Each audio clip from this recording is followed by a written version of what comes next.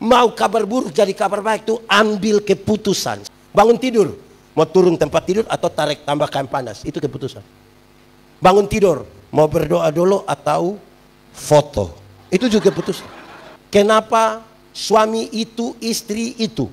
Kan ambil keputusan toh. Tidak mungkin saudara bilang, pendeta, saya betul-betul tidak tahu apa-apa. Saya tidur-tidur begini, sadar ibu di sebelah. Kan tidak mungkin. Saudara ambil keputusan. Aku berkata kepadamu, kasihilah musuhmu, berbuatlah baik bagi yang membencimu, mintalah berkat bagi yang mengutuk, berdoa bagi yang mencacimu. Kalau pipi kirimu ditampar, berikan juga pipi kanan. Aku yang memilih kalian. Saudara-saudara, mari kita berdoa. Ya Tuhan Allah, kami mohon kepadamu, kuatkanlah dan teguhkanlah iman kami, supaya waktu di mana kami belajar firman Tuhan, biarlah ini menjadi waktu paling baik bagi kami. Kami berdoa Tuhan, jauhkan semua penggoda pencobaan. Biar di dalam damai-Mu kami belajar firman Tuhan. Kami rindu pada firman-Mu. Berfirmanlah bagi kami Tuhan. Di dalam nama Yesus, firman yang hidup itu kami berdoa. Amin. Mari silakan duduk semuanya. Bapak Ibu Saudara-saudara, shalom. Kita ada dalam sukacita di perayaan malam hari ini. Tema kita adalah lihat Rajamu datang. Lihat Rajamu datang. Tapi saya mau ajak kita renungkan bagian yang sekira ini cukup familiar bagi kita. Mari kita buka Alkitab kita menurut Injil Lukas pasal 10 ayat 25 sampai ayat yang ke-37. Injil Lukas pasal 10 ayat 25 sampai ayat yang ke-37, yang sudah dapat katakan amin. Amin, betul. Separuh tidak buka Alkitab juga amin, itu tipu itu. Orang Samaria yang murah hati. Pada suatu kali berdirilah seorang ahli Taurat untuk mencoba Yesus, katanya, Guru, apa yang harus kuperbuat untuk memperoleh hidup yang kekal? Jawab Yesus kepadanya, apa yang tertulis dalam hukum Taurat? Apa yang kau baca di sana? Jawab orang itu, kasihilah Tuhan Allahmu dengan segenap hatimu dan dengan segenap jiwamu dan dengan segenap kekuatanmu dan dengan segenap akal budimu, dan kasihilah sesama manusia seperti dirimu sendiri. Kata Yesus kepadanya, jawabmu itu benar, perbuatlah demikian, maka engkau akan hidup. Tetapi untuk membenarkan dirinya, orang itu berkata kepada Yesus, dan siapakah sesamaku manusia? Jawab Yesus, adalah seorang yang turun dari Yerusalem ke Yeriko. Ia jatuh ke tangan penyamun-penyamun yang bukan saja merampoknya habis-habisan, tetapi yang juga memukulinya, dan yang sesudah itu pergi meninggalkannya setengah mati. Kebetulan ada seorang imam turun melalui jalan itu. Ia melihat orang itu, tetapi ia melewatinya dari seberang jalan. Demikian juga seorang Lewi datang ke tempat itu. Ketika ia melihat orang itu, ia melewatinya dari seberang jalan. Lalu datang seorang Samaria yang sedang dalam perjalanan ke tempat itu. Dan ketika ia melihat orang itu, tergeraklah hatinya oleh belas kasihan. Ia pergi kepadanya lalu membalut luka-lukanya, sesudah ia menyiraminya dengan minyak dan anggur. Kemudian ia menaikkan orang itu ke atas keledai tunggangannya sendiri, lalu membawanya ke tempat penginapan dan merawatnya. Keesokan harinya ia menyerahkan 2 dinar kepada pemilik penginapan itu, katanya, rawatlah dia, dan jika kau belanjakan lebih dari ini, aku akan menggantinya waktu aku kembali. Siapakah di antara ketiga orang ini menurut pendapatmu adalah sesama manusia dari orang yang jatuh ke tangan penyamun itu? Jawab orang itu, orang yang telah menunjukkan belas kasihan kepadanya. Kata Yesus kepadanya, pergilah dan perbuatlah demikian. Demikian firman Tuhan. Berbahagia setiap orang yang mendengar firman, memelihara dan melakukan dalam hidup setiap hari. Shalom. Sekali lagi shalom. Ada imam, ada orang Lewi, ada orang Samaria. Saudara rindu jadi orang yang mana? Mau jadi orang mana? Mau jadi orang Papua? Ada imam, orang Lewi, ada orang Samaria. Mau jadi orang mana? Yakin bisa jadi orang Samaria? Yakin sekali atau yakin saja? Yakin betul-betul jadi orang Samaria, amin. Saya mau kasih tahu saudara, kalau saudara yakin ingin jadi orang Samaria, maka tiap hari harus duduk di antara jalan Yerusalem, Yeriko. Tunggu ada orang kena rampok, saudara tolong. Tunggu orang kena rampok, saudara tolong. Tunggu orang saudara rampok, saudara tolong. Bisa? Lama-lama tidak ada yang lagi kena rampok, saudara yang kena rampok mau? Ya, saudara-saudara, saya ingin mengajak kita melihat tema lihat Rajamu datang dalam konteks pembacaan ini. Jemaat yang Tuhan Yesus kasih, saya mau kasih tahu kisah tentang orang Samaria yang murah hati dimulai dari sebuah pertanyaan yang luar biasa dari seorang ahli Taurat. Guru, apa yang harus saya perbuat untuk beroleh hidup yang kekal? Supaya perumpamaan itu dilihat sebagai salah satu jawaban untuk memberi jawab terhadap pertanyaan. Apa yang harus saya perbuat untuk beroleh hidup yang kekal? Tuhan Yesus bilang begini, engkau kan ahli Taurat, apa yang kau baca di sana, apa yang tertulis di sana? Dia bilang, kasihilah Tuhan Allah dan kasihi sesama. Jawabmu itu benar, perbuatlah itu maka engkau akan hidup. Wah, ini bukan hal gampang. Hukum Taurat ada 10, dijabarkan jadi 613 pasal. Masih ada ribuan peraturan hidup setiap hari untuk mengasihi Tuhan, untuk mengasihi sesama. Mungkinkah ada yang bisa melakukan itu dengan baik? Jadi pergilah dan buatlah itu. Ini bukan persoalan gampang ini. Untuk membenarkan dirinya orang ini berkata, dan siapakah sesamaku? Manusia. Tuhan Yesus katakan perumpamaan ini. Adalah seorang turun dari Yerusalem ke Yeriko. Perjalanan ini sudah banyak yang ke Israel. Kok sudah ada kok? Sudah banyak kok belum? Ada yang mau pergi lagi? Yang pas perang-perang ini mau pergi sekarang? Oke. Perjalanan Yerusalem Yeriko, perjalanan kira-kira 30 km. Waktu itu berbatu-batu lepas, berbelok-belok, ada di 400 meter di bawah permukaan laut. Jadi kalau ada orang kena rampok di situ tidak mungkin ada yang bisa tolong dia, tidak mungkin. Tapi tiba-tiba ada orang datang ke situ. Bukan saja dirampok, dipukul hampir mati. Dalam keadaan hampir mati, sekarat berdarah-darah itu, datanglah seorang imam. Ini imam tolong atau tidak? Ini imam tolong atau tidak? Ini imam orang baik atau tidak ini? Ini imam baik atau tidak ini? Dapat lihat orang susah tapi tidak tolong, ini orang baik atau tidak ini? Makanya saudara tidak mau jadi imam itu kan? Masa kok imam apa ada orang susah tidak tolong? Habis saya mau kasih tahu saudara, jangan buru-buru bilang itu orang tidak baik. Imam di bait Allah itu banyak. Ada yang ditabiskan jadi imam, itu tidak melayani seumur hidup. Karena antriannya panjang sekali untuk pelayanan. Anggaplah saudara imam itu. Anggaplah saudara imam itu. Apalagi kalau dia sentuh darah dari orang itu najis. Tidak boleh pelayanan ini. Saya mau tanya, kalau saudara imam itu mau pergi pelayanan di gereja, ada orang terluka di situ butuh pertolongan. Kalau saudara imam tolong atau tidak? Kuat sedikit. Kalau saudara imam tolong atau pelayanan? Tolong atau pelayanan? Tolong apa? Tolong itu orang bisa, amin. Kalau pendeta Yandi ya tergantung siapa yang dirampok. Kalau dia janda muda, pasti saya tolong, pasti. Saya yakin saya tolong, pasti. Tapi kalau dia nenek-nenek, mungkin saya akan bilang nenek, jangan-jangan ini maksud Tuhan juga ya. Tapi saudara kan tolong toh, saudara tolong toh, bisa toh, mantap. Tepuk tangan dulu bagi yang mau jadi Samaria. Setelah orang itu, imam itu, datanglah orang Lewi. Itu orang Lewi tolong atau tidak? Itu orang Lewi tolong atau tidak? Ini orang Lewi orang baik atau tidak ini? Orang baik atau tidak? Siapakah orang Lewi? Orang Lewi adalah saudara dari para imam. Suku-suku Israel itu dibagi. Ada satu suku Lewi, tugasnya adalah mengurus bait Allah. Aktivitas rohani orang-orang Israel itu sangat tinggi. Dan karena itu bait Allah harus diatur dengan baik.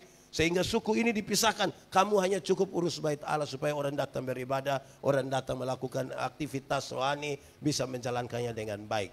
Kalau saudara orang Lewi itu dalam perjalanan untuk urus bait Allah ketemu orang yang harus ditolong karena terluka. Saudara tolong atau tidak? Tolong atau tidak? Yakin? Baik. Orang di Jayapura ini orang baik-baik semua ini. Saya senang betul ini. Mantaplah, tepuk tangan untuk ini orang baik semua ini. Oke.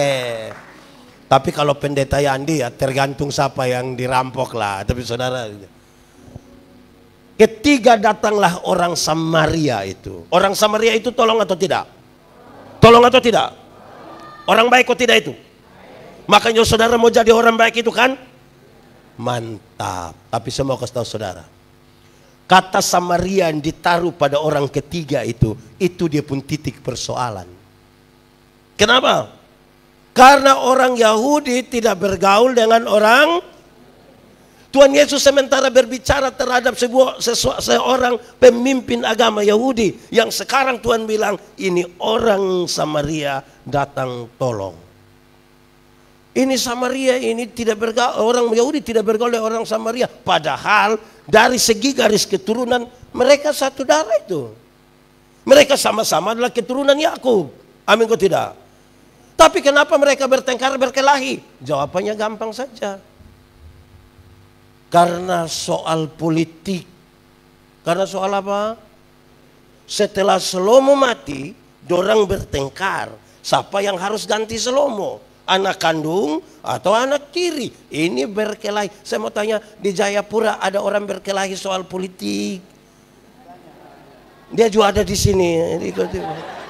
Berarti dia turunan Samaria mungkin. Ini soal ini. Saudara-saudara, oleh karena perseteruan itu kakak adik ini bertengkar. Orang Samaria kalau pegang ini botol, orang Yahudi tidak pegang lagi. Karena apa? Nah, kalau orang Samaria duduk di ini kursi, orang Yahudi tidak mau duduk lagi. Karena apa? Najis. Saya mau tanya, untuk tolong orang lain saudara sudah siap dibenci oleh orang? Kenapa suara turun? Kan saudara mau tolong orang ini, sudah siap. Saudara-saudara, dorang bertengkar berkelahi tidak terlalu lama. Waktu Tuhan Yesus kasih tahu ini perumpamaan, dorang baru bertengkar kira-kira 700 tahun. Cepat Di Jayapura sini ada kakak adik bertengkar berkelahi. Yang dia punya adik bilang 7 turunan saya tidak kenal engkau, itu ada itu kalimat. Pernah dengar itu kalimat? Pernah dengar itu kalimat? Atau sendiri omong? Berarti kemungkinan dia orang mana? Oh, Samaria. Baik, sekarang jemaat. Di sini tidak ada jemaat. Ini tinggal kursi-kursi saja ini. Oke, kita mulai. Jemaat. Ada 7 hal yang dilakukan oleh orang Samaria ini. Saudara kan mau jadi orang Samaria, hitung-hitung jadi kok tidak dalam kaitan dengan nanti kita lihat tema sebentar dan prosesi Natal ini. Ada berapa hal tadi? Berapa hal? 1. Orang Samaria itu membersihkan luka-luka orang itu dengan anggur. Dengan apa? Alkohol yang ada pada anggur itu diharapkan dapat membersihkan itu luka-luka. Virus-virus don dimatikan semua. Rupa-rupanya ini orang Samaria jalan di mana-mana dia bawa.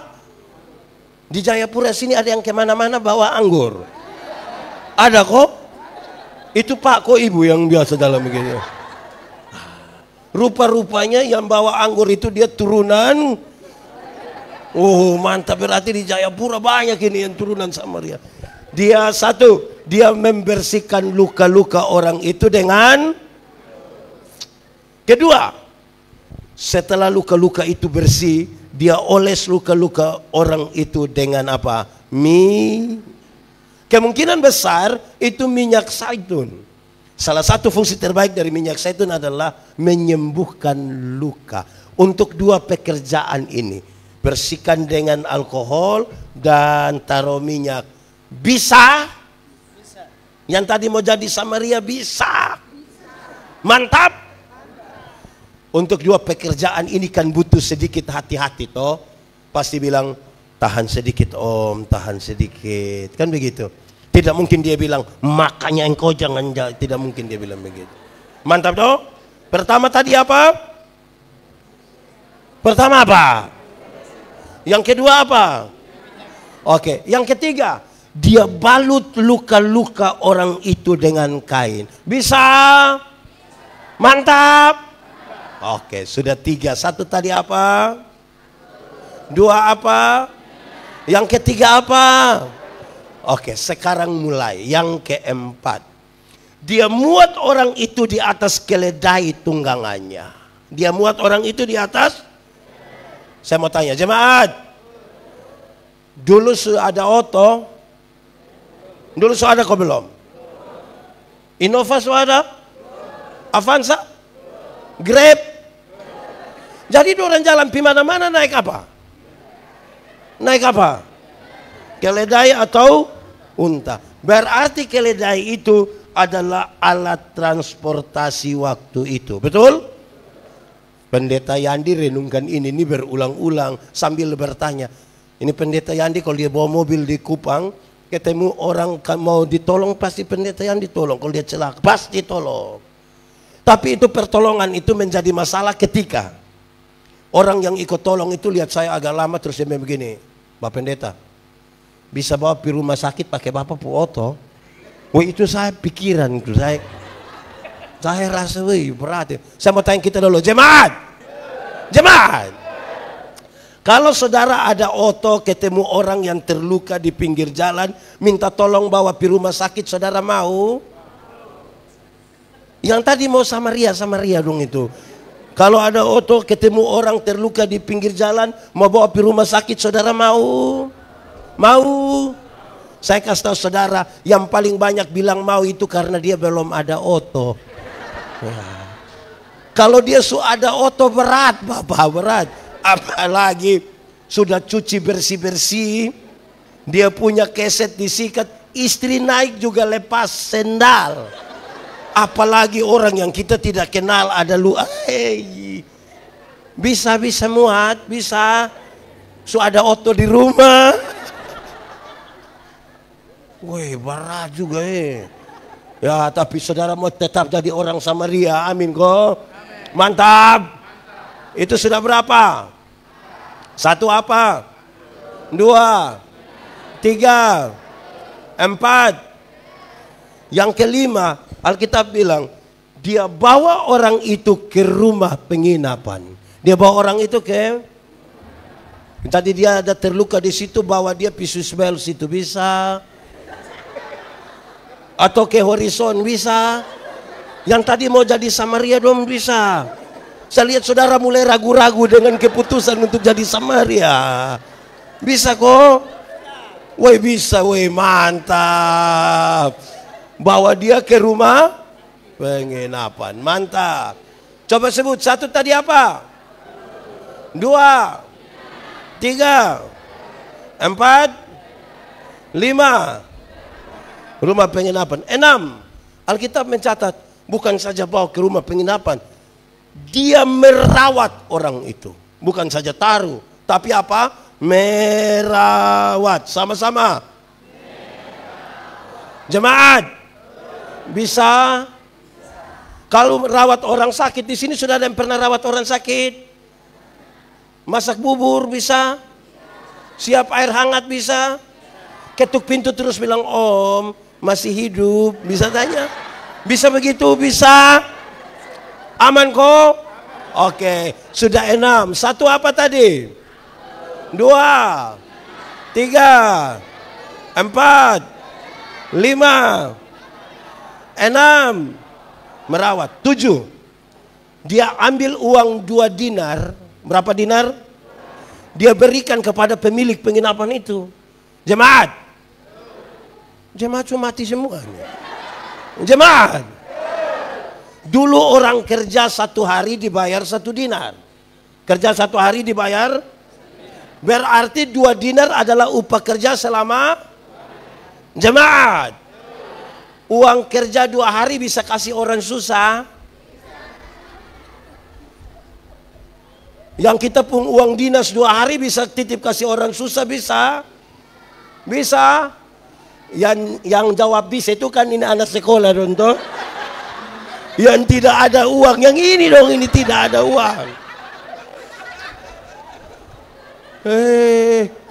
Saudara, kita jangankan kasih orang miskin. Yang kasih di Tuhan saya kita pikiran. Ada orang yang tangguh persembahan datang dia hanya begini. Baik, sudah 7. Saya mau kasih tahu saudara. Satu tadi apa tadi?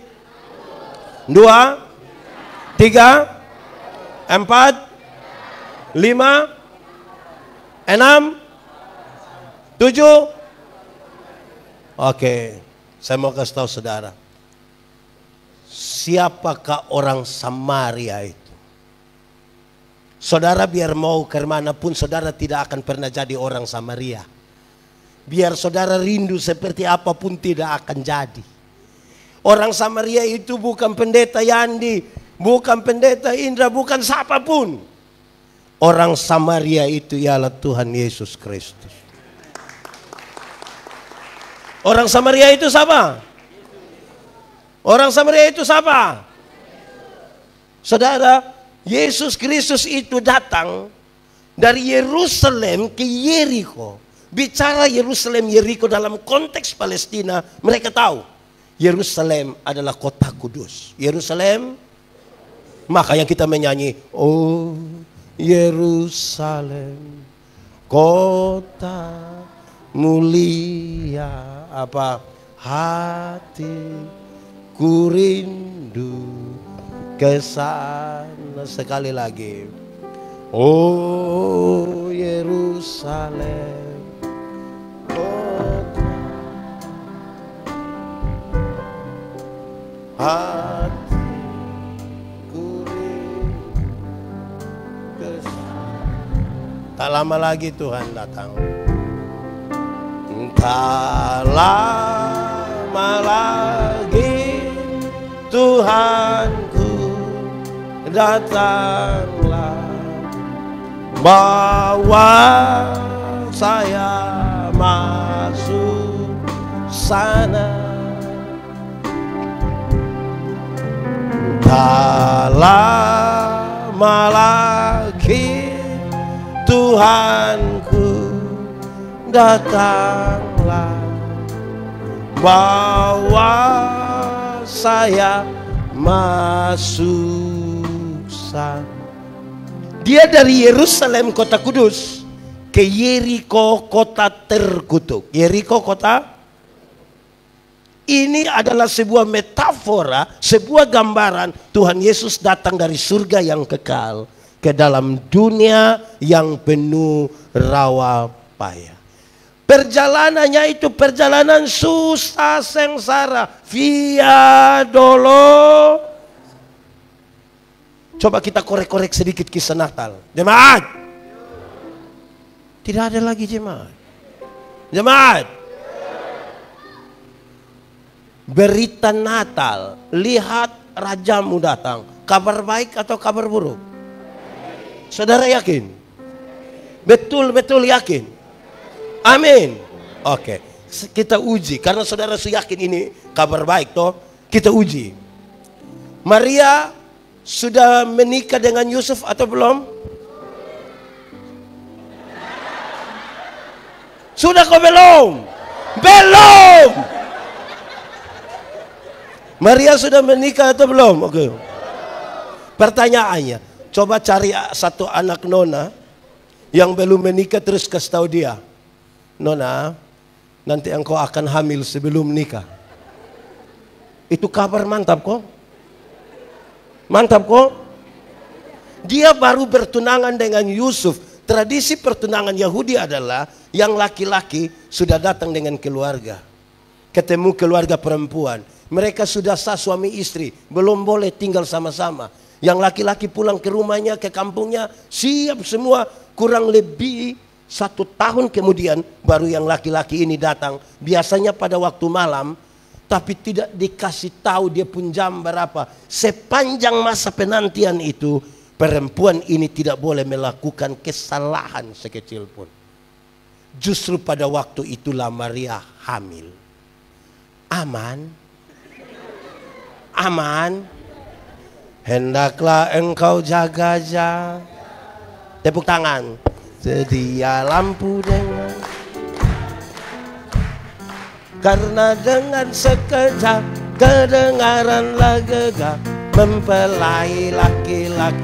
Ulang sekali lagi, hendaklah engkau jaga-jagalah, sedia lampu dengan minyaknya, karena dengan sekejap kedengaranlah gegap mempelai laki-laki.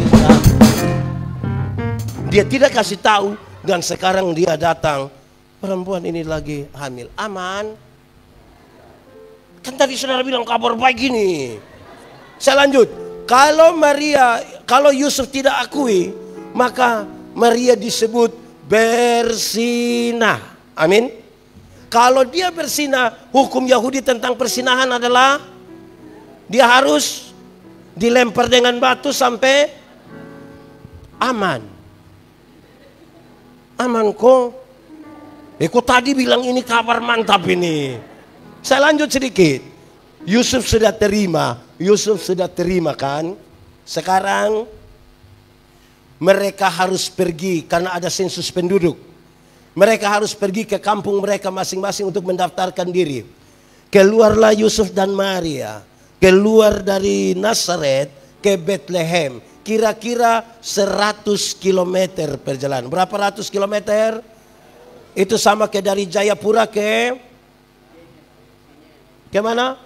Oke, saya mau tanya ibu-ibu. Di sini tidak ada ibu-ibu. Ini anak SD dong ini, ibu. Ibu-ibu,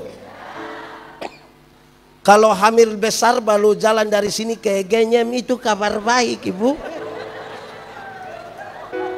Aman kok, itu kabar mantap kok. Kok tadi kan saudara bilang ini kabar mantap ini. Aman kok. Dulu sudah ada oto. Jadi jalan 100 km dorang naik apa? Oke, jalan naik keledai itu sama kayak naik Innova. Dia tagoyang kok tidak? Tagoyang kan? Sekarang coba tanya, ibu-ibu yang pernah hamil, kalau jalan hamil terus begini-begini, itu kabar baik, ibu. Bukankah waktu turun sampai tempat itu kaki sudah bengkak-bengkak semua? Oke, jemaat. Perjalanan 100 km itu bukan perjalanan pelan-pelan. Itu sebuah perjalanan yang harus cepat. Pendeta, kenapa itu perjalanan mesti cepat? Ada dua alasan. Yang pertama, Maria sementara hamil besar. Dorang juga takut kalau sebentar melahirkan di pinggir jalan.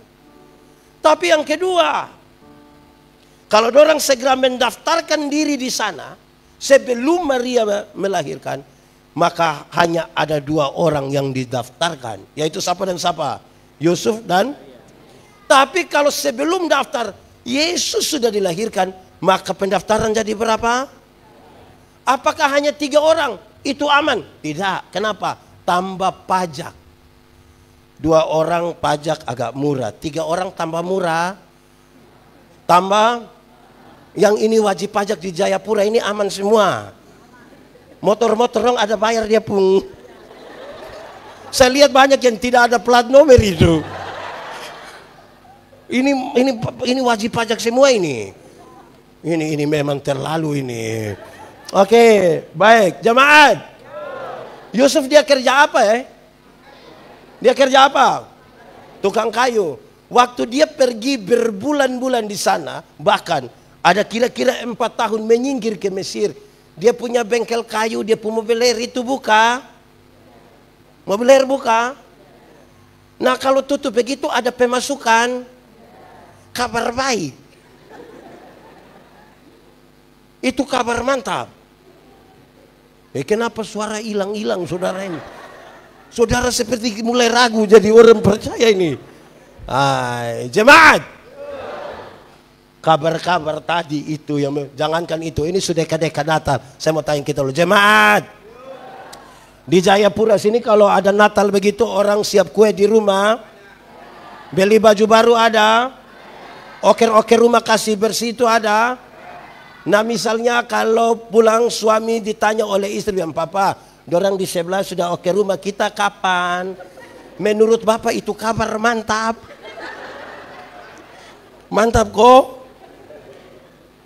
Anak-anak don datang kasih tahu bilang mama, untuk celana 1 tidak apa-apa tapi baju 3. Aman itu mama, gitu kita. Itu aman kok.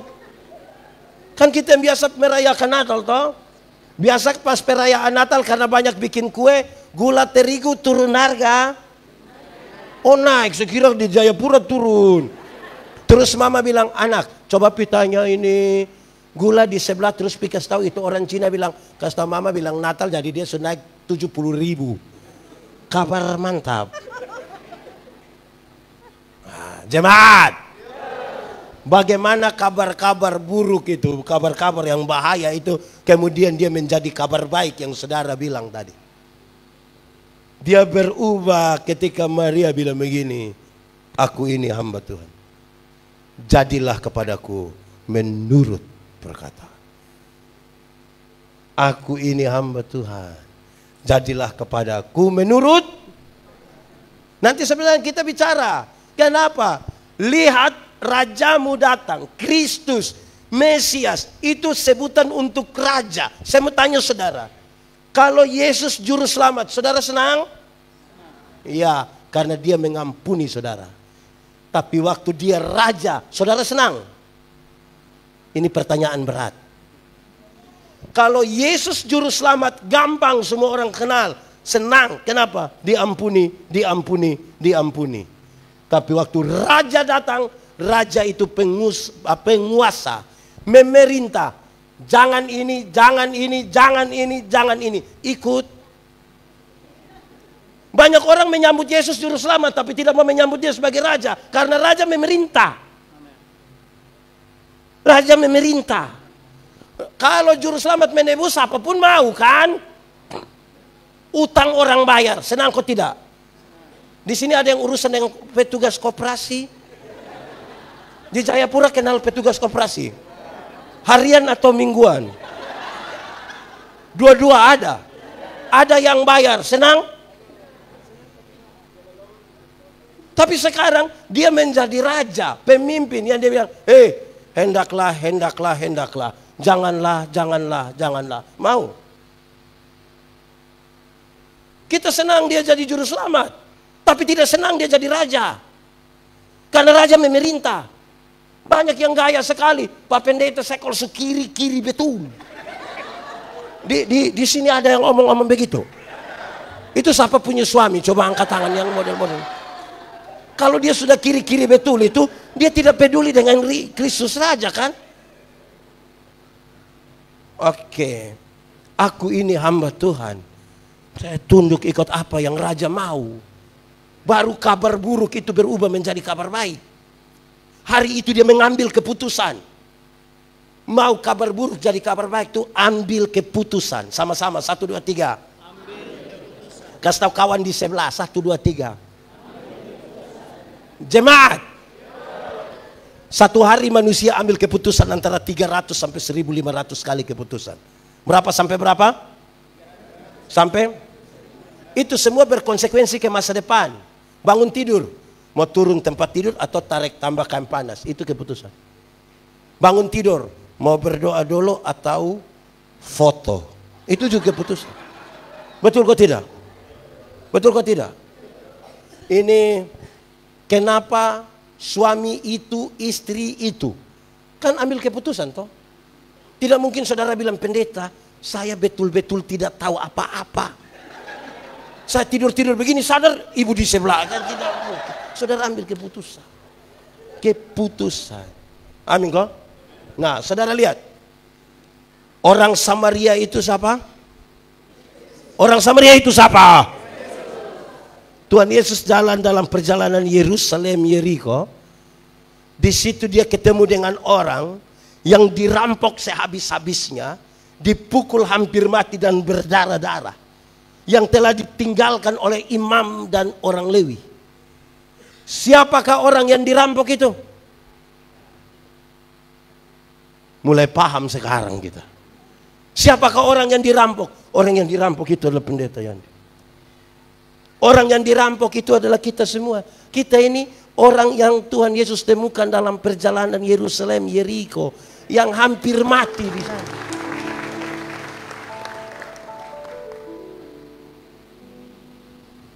Kita dirampok oleh apa? Kita dirampok oleh apa? Dirampok oleh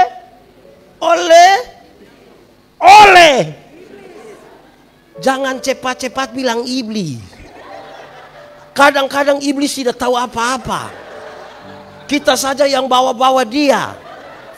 Ada anekdot bilang begini. Satu saat iblis minta ketemu Tuhan. Tuhan, yo ketemu dulu. Bagaimana? Saya mau berhenti dari iblis lah. Kenapa lu mau berhenti? Manusia su ambil saya pun pekerjaan semua.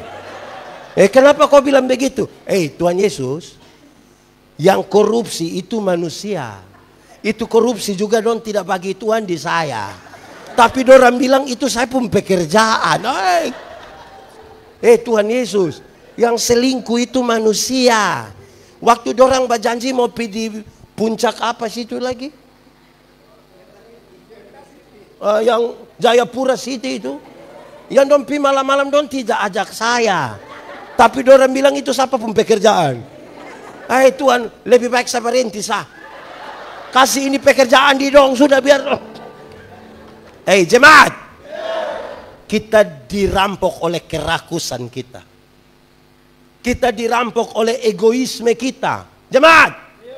Waktu Hawa mau petik itu apa? Waktu dia mau petik itu barang, Tuhan lihat kok tidak? Lihat kok tidak? Nah kenapa tidak pukul lepu tangan? Coba. Ada lihat kok tidak? Ada lihat kok tidak? Nah, kenapa tidak pukul lepu tangan? Hawa tahu bahwa itu salah kok tidak? Tahu kok tidak? Nah kenapa kok? Kenapa? Jadi jangan cepat-cepat juga bilang iblis. Kita ini kadang-kadang bahaya kan? Jemaat. Dalam kondisi sukar sulit itu tidak ada orang bisa tolong kita.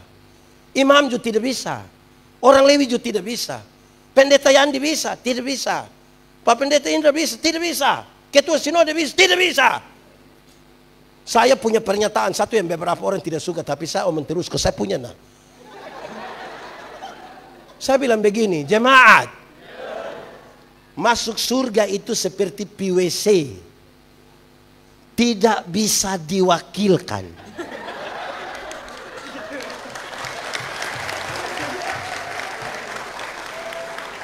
Tahu WC? Siapa yang dia mau WC terus kita tanya, kakak, di mana WC? Titip. Tidak. Masing-masing pergi sendiri. Masing-masing pergi sendiri. Betul kok tidak?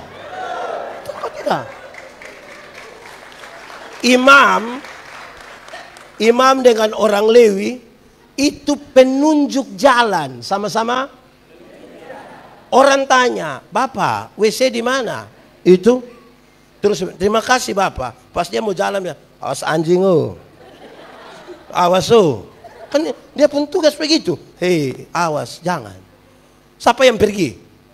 Sendiri tuh. Kita dirampok hampir mati situ.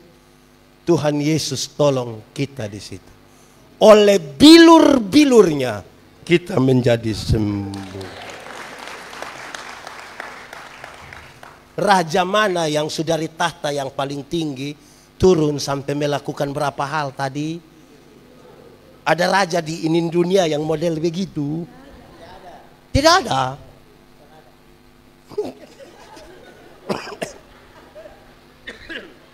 Jemaat, orang baik itu satu orang yang dia bisa tolong. Kalau 30 orang, jemaat, kita ini pun hari baik itu terjadi biasa di 3 hari. Pasca Natal dengan mau pemilu, itu orang baik itu tiba-tiba baik. Bangun pagi-pagi ada nenek satu lewat sini. Nenek pi mana? Pi pasar. Buat apa? Jual kelapa. Nenek duduk. Nenek minum apa? Terserah ibu, terserah ibu. Nenek bilang, teh, kopi, bir atau wine. Nenek bilang sudah saya bir saja, saya bir. Kita kasih bir, nenek minum 2 botol terus kita ambil uang nenek. Hari baik jadi ini bayar uang kelapa, hari baik jadi ada beras sedikit, gula, kopi, minyak goreng. Terus kita tanya, nenek tinggal di mana? Nenek sebut 5 km dari sini. 5 km di mana? Ke pelabuhan. Ya. Terus kita tanya, nenek pulang dari apa? Jalan kaki. Jangan. Grab. Grab. Nenek pulang dengan Grab. 3 hari kemudian itu nenek datang kembali. Suami yang lihat, suami bilang, Mama, Mama, kenapa? Kau pun nenek ada datang. Itu baru 1 nenek. Apalagi 30 nenek. Saudara bisa jadi orang Samaria di itu 30 nenek. Bisa. Jadi manusia jangan bilang dia mau bisa.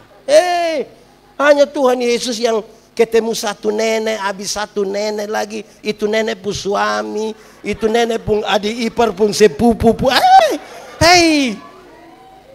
Betul kok tidak? Ini jangankan orang lain. Kita pun saudara sendiri yang minggu lalu dia datang.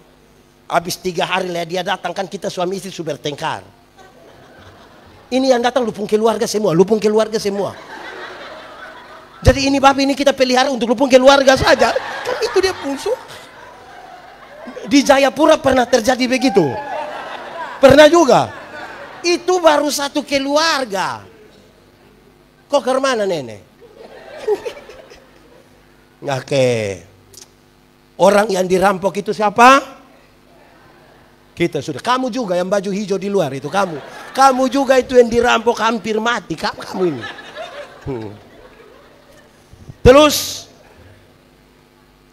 setelah Tuhan sembuhkan kita di situ, Raja ini sembuhkan kita di situ. Dia bawa kita ke rumah penginapan. Dia bawa kita ke mana? Kemana? Apakah rumah penginapan itu? Rumah penginapan itu ialah gereja Tuhan. Rumah penginapan itu ialah. Jadi orang-orang yang Tuhan sudah selamatkan, dia titip di mana? Titip di gereja. Tapi banyak orang bangun lari dari rumah penginapan. Betul kok tidak? Wih, ada jemaat ini yang dia gereja 1 tahun itu 2 kali. Natal 1 kali, Paskah 1 kali. Makanya dia punya nama jemaat Napas. Natal dan karena Natal 1 kali, Paskah 1 kali, dia punya singkatan tambah panjang. Napas 11. Kalau napas 11 itu tiba-tiba ingat sembahyang Bapak. Di Jayapura juga ada yang begitu. Itu yang fam apa dorang mama yang pemalas mati tapi Tuhan titip di rumah gereja ini. Jemaat. Ada orang yang seumur hidup itu dia ikut ibadah mungkin 3 sampai 4, 5 kali saja. Pertama waktu anak baptis. Kedua anak CD. 3 anak nikah. Keempat mungkin waktu pemakaman dia. Tidur, nah dia mau kemana lagi kita tidur. Jemaat. Ini ada suami-suami ini yang pemalas gereja. Banyak kok. Banyak. Itu siapa pun suami yang waktu masih pacaran dia jemput terus ini anak nona kok mau datang di gereja. Sudah nikah dia tidak datang lagi. Jadi pendeta tanya Bapak, kenapa waktu pacaran ada rajin kok antar itu nona? So nikah begini tidak? Dia bilang pendeta, waktu pendeta kasih nikah saya dengan ibu, itu kami 2 telah menjadi 1. Jadi ibu kalau sudah pisah sama dengan saya sudah, aduh. Tapi ini ibu-ibu dong, ini justru sama saja. Ini ibu-ibu dong ini. Ini ibu-ibu dorang ini style cantik-cantik pakai baju merah, baju hijau, baju begini. Datang di gereja jalan sendiri. Pendeta tanya bilang, ibu, kenapa sendiri? Mana suami? Terus dia bilang, bapak tahu sendiri. Tahu. Sudah tahu suami begini, kenapa kawin dengan dia? Kenapa? Di sini ada yang dia pun suami, ada. So, ini tanda apa? Ini yang ini tanda ini. Kacau lah kita bu hidup ini. Aneh-aneh ini. Betul kok tidak? Jemaat. Ada 2 kepala keluarga tinggal dekat hutan, jauh dari gereja. Yang satu punya anak perempuan, satu ada anak laki-laki. Yang punya anak laki-laki, yang punya anak perempuan datang kasih tahu laki-laki bilang, kakak, hari-hari Minggu begitu kakak jemput kakak Pak Adinona dulu, antar ke sekolah Minggu. Oi, yang laki-laki jemput yang perempuan, antar di sekolah Minggu, sampai sekolah Minggu yang perempuan masuk ikut sekolah Minggu, yang laki-laki main kelereng di luar, kau tunggu. Dorang pulang-pulang sama-sama. Beranjak dalam tradisi gereja kami itu kan ada katekisasi. Woi, remaja yang laki-laki jemput yang perempuan ikut katekisasi, tapi pergi sampai sana yang perempuan masuk kok belajar, yang laki-laki duduk isap-isap rokok di luar situ. Rupa-rupanya dorang dua jodoh. Setelah menikah, yang perempuan terpilih jadi pekerja di gereja, majelis gereja, penatua kadiaken kah? Hujan badai semua suami tetap antar. Tapi sampai sana ibu masuk kok pimpin ibadah begitu. Dia pun suami duduk main kartu, minum sopi sedikit di situ. Pulang-pulang sama-sama. Satu saat orang mati sama-sama. Pas jalan sampai pintu surga, Simon Petrus ada tunggu begini. Lihat ini, ibu datang, Simon Petrus bilang, "Shalom, mari silahkan masuk ibu." Lihat dia pu istri masuk, dia pu suami juga cepat-cepat mau. Pas suami begini, Simon Petrus bilang, "Bapak, ya sabar dulu bapak sabar."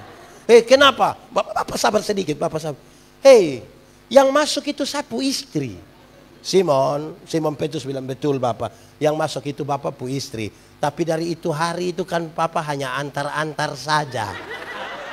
Jadi yang ini hari bapak antar saja.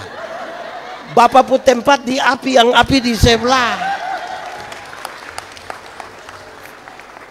Ibu-ibu, tadi siapa yang dia datang suami hanya antar saja. Terus kasih tahu bilang, kalau sudah habis nah WA aku, saya jemput. Kalau ada yang begitu pulang kasih tahu dia bilang, ada salam dari Simon Petrus.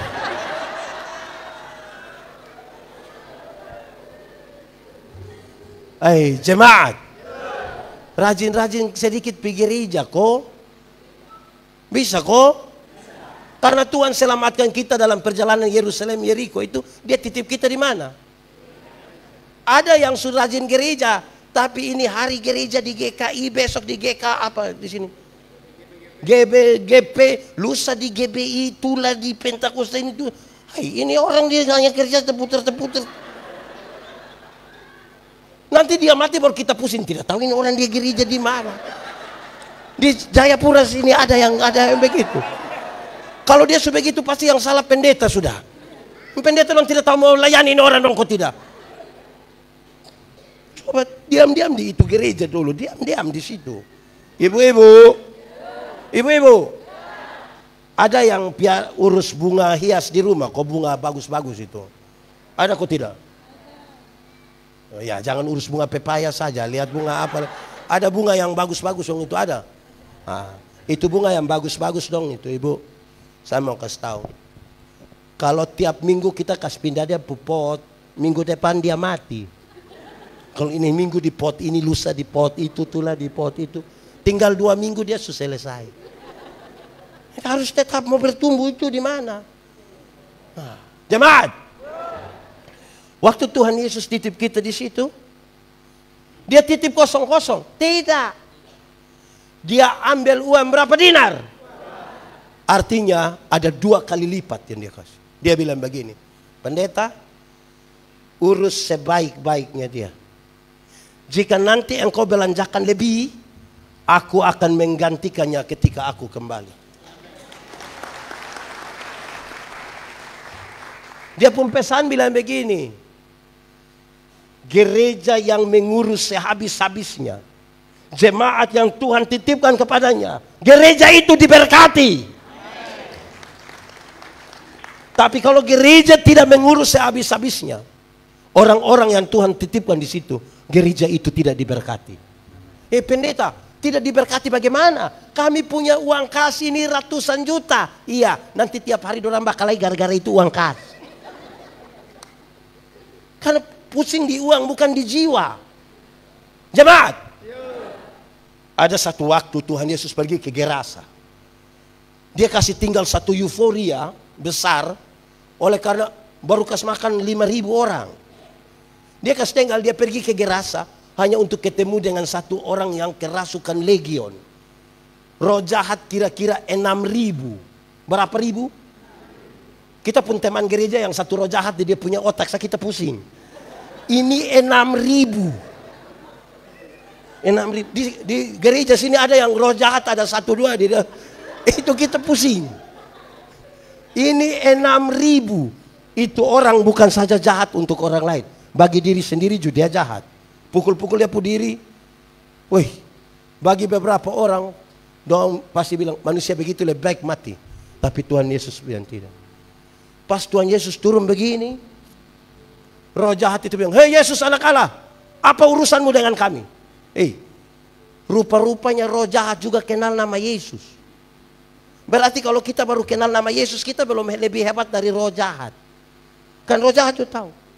Alkitab Injil Markus mencatat, di daerah itu ada penjaga-penjaga babi, pelihara babi berapa ekor? Berapa ekor? Berapa ekor? 2.000. Roh jahat itu meminta, biarkan kami keluar ke babi-babi itu. Tuhan kasih tinggal, matilah babi-babi itu. Orang-orang itu kehilangan pekerjaan dan orang pi lapor orang di kampung datang usir Tuhan Yesus kan. Injil Markus bilang begitu. Sekarang coba kali. Kalau babi 1 ekor 2 juta.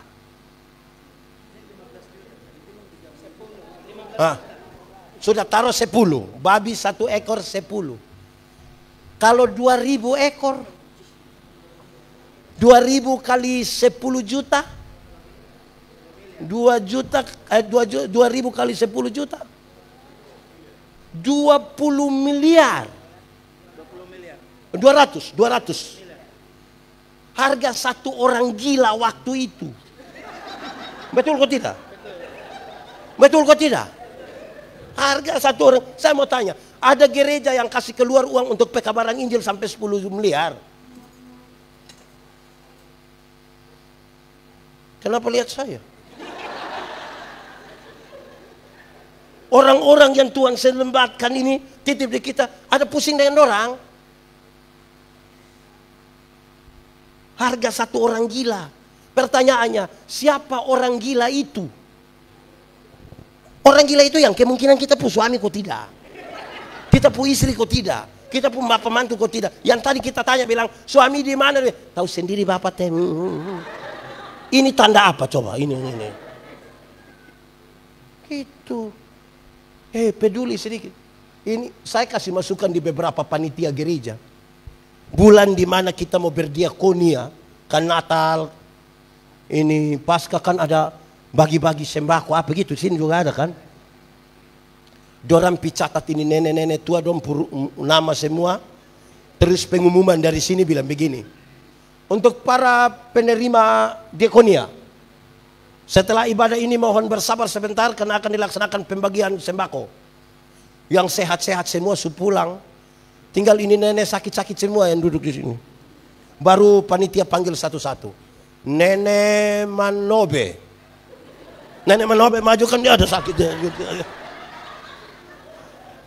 Terus dorang ambil kantong plastik merah itu kan isi beras, isi apa lagi? Supermi, isi apa lagi? Gula, isi macam-macam. Nenek-nenek, nah kan nenek Manobe sakit dia setengah mati begini. Terus dia bilang, nenek sebentar kita foto dulu nenek. Saya mau tanya kita dulu, kalau misalnya antar ke rumah bisa kok tidak? Bisa kok tidak? Kalau misalnya untuk kepentingan dokumentasi fotonya di rumah bisa kok tidak? Nah, kenapa panggil saya pun nenek datang di sini? Kalau saya pun nenek ada apa-apa di sini gereja tolong. Bermurah hati sedikit kok pergi di itu nenek Manobe pun rumah toh. Di sini nenek Manobe rumah di mana juga? Kita kadang-kadang terlalu raja saja merendahkan diri turun sampai bawah. Hanya majelis sombong sekali. Di sini ada majelis sombong-sombong. Fam. Itu Fam Manobe juga. Aduh, aneh-aneh ini.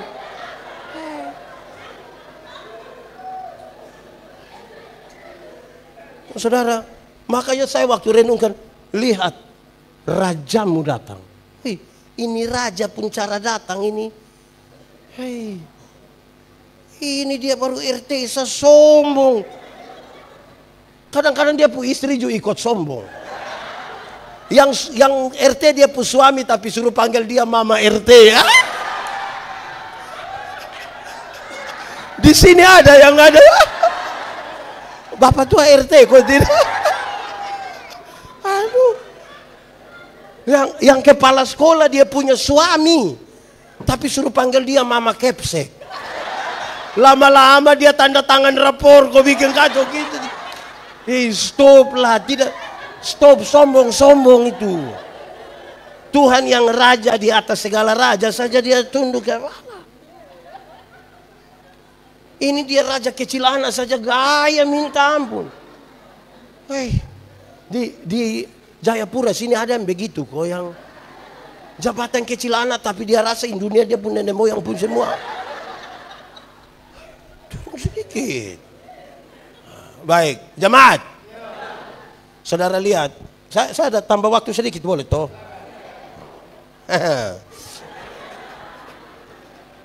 Itu untuk kamu yang hijau juga teh.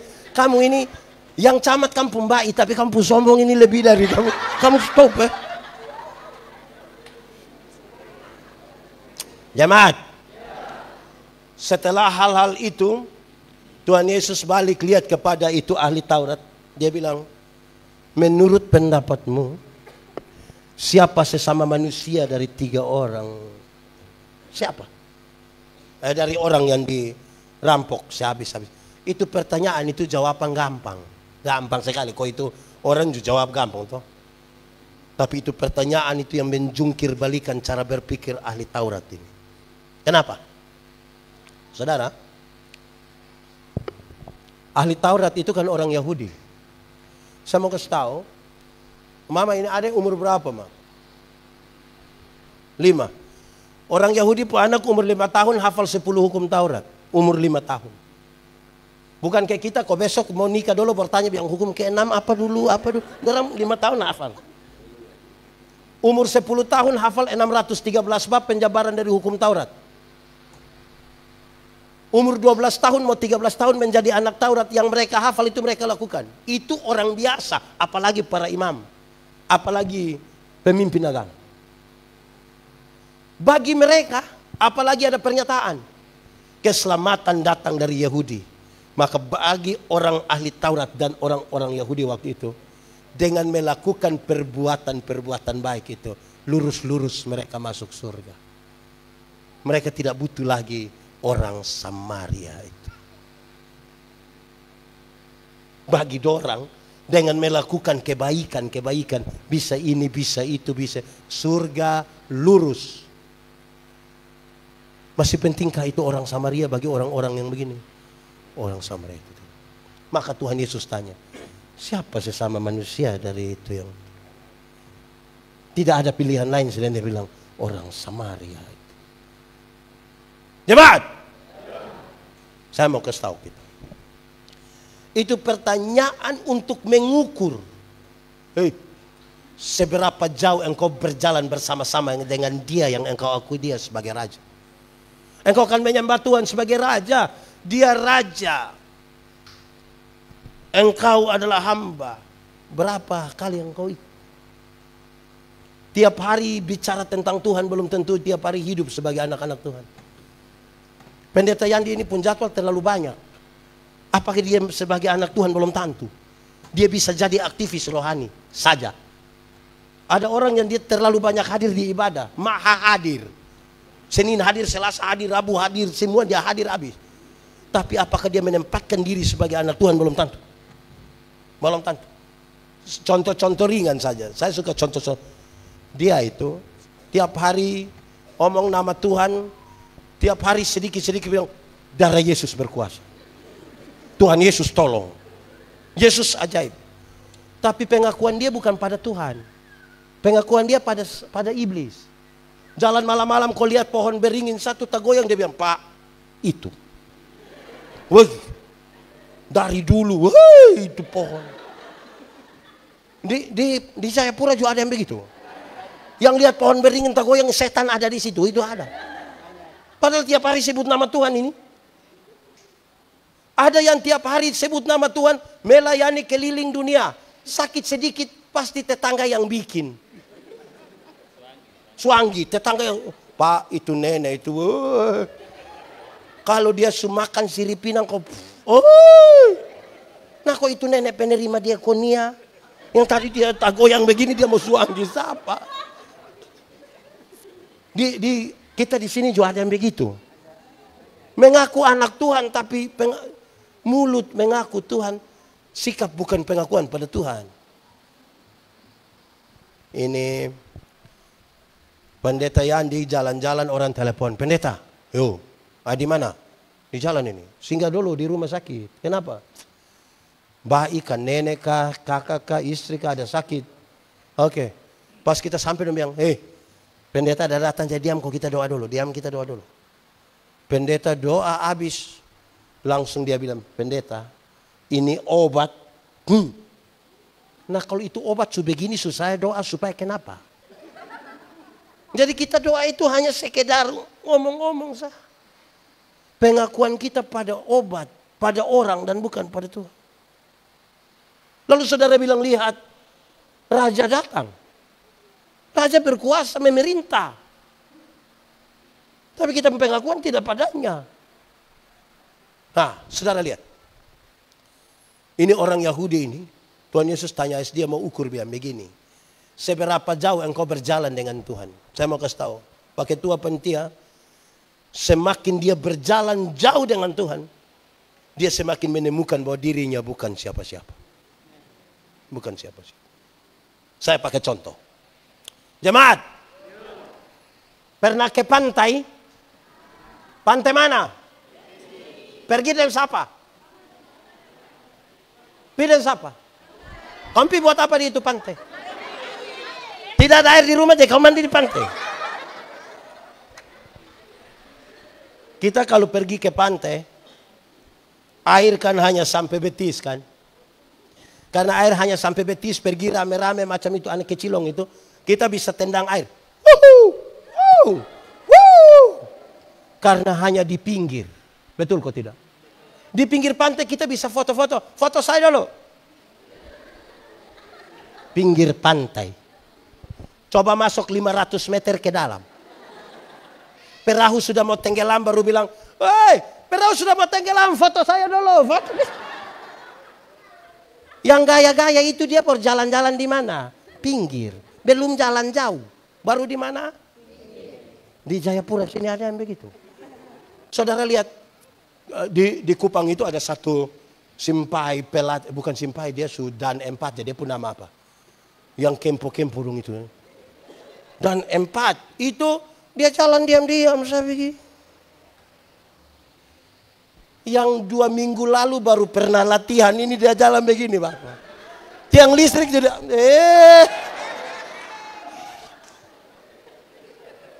Baru di Jayapura sini ada Bapak, ada. Itu orang dong ada di sini kok tidak Bapak. Jemaat. Pernah jalan kaki kok tidak? Kemana? Bagaimana coba? Kemana? Oke. Orang jalan kaki bisa. Tapi jaraknya dekat. Karena jarak dekat, kekuatan full ada pada kita. Orang tidak butuh. Tuhan pun mungkin kita tidak butuh. Karena kekuatan full ada pada kita. Ibu-ibu bisa pakai high heels tinggi begini. Haken itu tinggi begitu. Dan kekuatan. Tapi jaraknya dekat. Coba jalan lebih jauh. Naik ojek. Pernah? Kemana? Naik ojek. Baru itu ojek lari dari sini ke pelabuhan. Dia gas kencang. Pasti yang di belakang akan korek itu yang bawa motor bilang, "Adik, ya pelan sedikit." Kenapa? Mama pun dada tidak bisa. Terus ini anak ojek bilang, "Tidak bisa Mama." Kenapa? Mama hanya bayar 5.000. 5.000 kenapa? 5.000 tidak pakai rem Mama. 10.000 dulu baru rem ada. Tapi poinnya jelas. Makin jauh berjalan, kita mulai ada rasa takut. Yang gaya-gaya itu baru jalan di mana? pinggir, belum jauh. Lebih jauh lagi, naik bis. Pernah naik bis? Coba sebut satu tempat yang dia pun jalan bolak belok begini, ada jurang di sini, di mana? Di mana? Jerman. Kalau pernah naik duduk di depan, di samping sopir pernah. Pernah kok tidak pas belok-belok sopir belum injak rem, kamu yang angkat kaki injak begini. Makin jauh berjalan kita bukan sapa-sapa. Yang gaya-gaya itu baru jalan belum jalan jauh. Lebih jauh lagi, naik kapal laut. Pernah? Kapal feri pernah? Kamu pi mana? Kamu ini pi mana? Bukan urus sekolah mah jalan-jalan.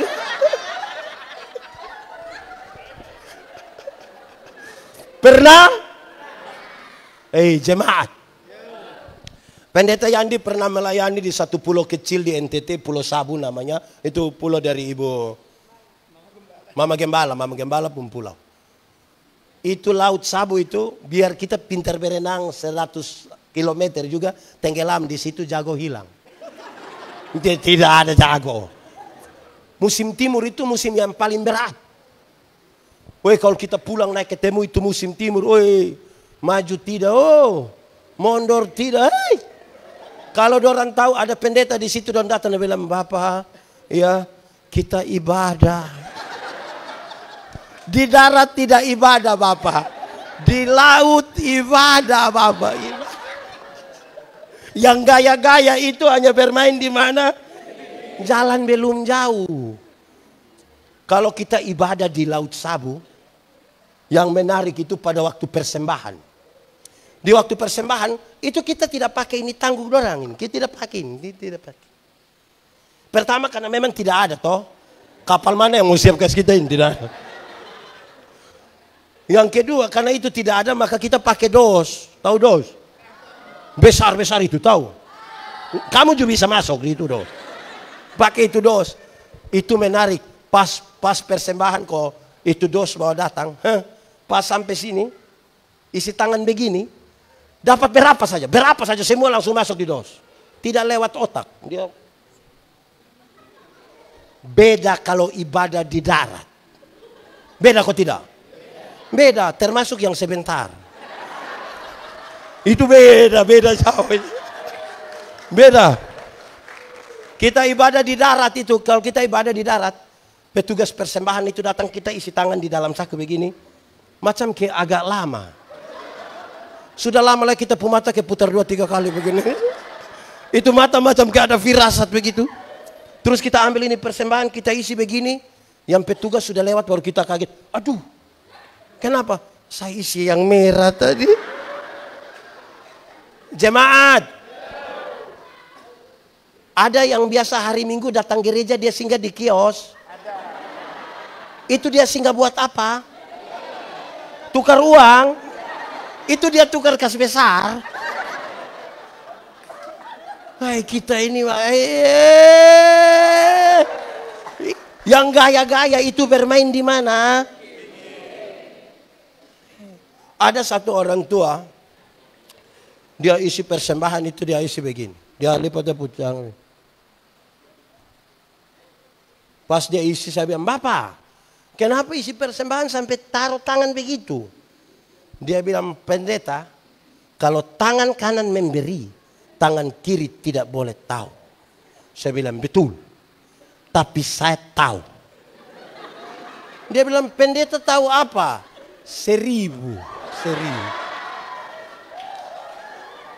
Kalau 100.000 tidak mungkin begitu, tidak mungkin. Kalau 100.000 jangan sampai dia isi begini. Sudah begini lagi pakai sengaja batuk lagi.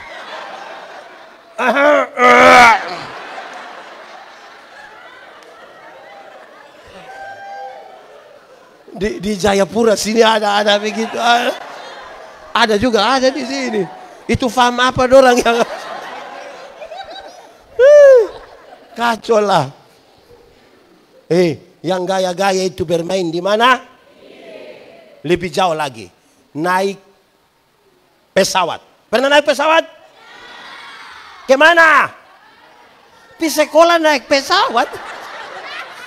Siapa yang ajar kamu? Kamu hati-hati. Jemaat.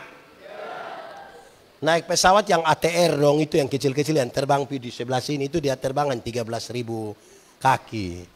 Yang Airbus dong, yang Boeing dong macam ke apa ya, macam ke batik Papua kok, batik NTT kok. Bukan. Batik. Itu dia terbang 36.000 kaki. Berapa? 36.000 kaki itu berarti kira-kira 12 km di atas udara. Berapa kilo? 12 kalau pakai bahasa Indonesia bilang? Ya 12! Kamu 12 km di atas udara. 12 km di atas udara itu pesawat belum jatuh kita sudah mati. Belum, dia baru mati sudah. Mati sudah. Di 12 km itu kan zona aman. Orang sudah bisa lepas dia pun sabuk pengaman itu. So bisa jalan-jalan toh. Tidak rencana kencing juga sengaja di belakang ke orang tahu yang dia ada berangkat. Terus tiba-tiba lampu seatbelt itu menyala dan ada suara bilang begini, Berhubung karena kita terbang dalam situasi cuaca yang buruk. Karena itu kami minta kepada para penumpang supaya segera kembali ke tempat duduk dan seterusnya. Saya mau tanya, waktu ada pengumuman begitu ada yang berani protes? Ada. Ada kok?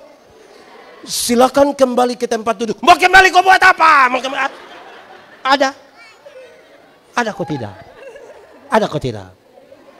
Tidak ada. Itu jago hilang Bapak. Itu dia balik dengan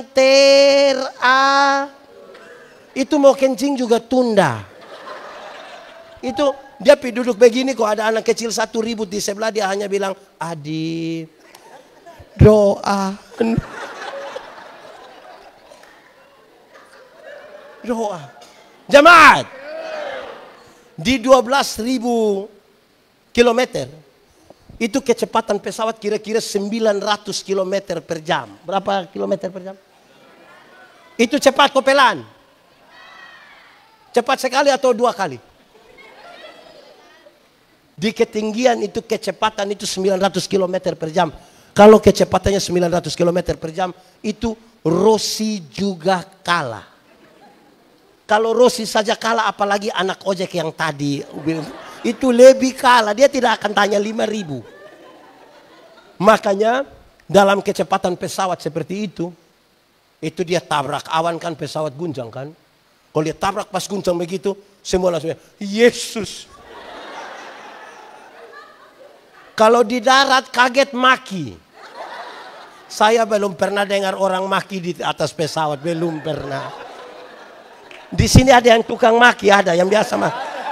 Ibu-ibu kok kumpul uang beli kasih dia tiket suruh berangkat. Pas hujan-hujan itu saya yakin pulang langsung ada menara doa di rumah.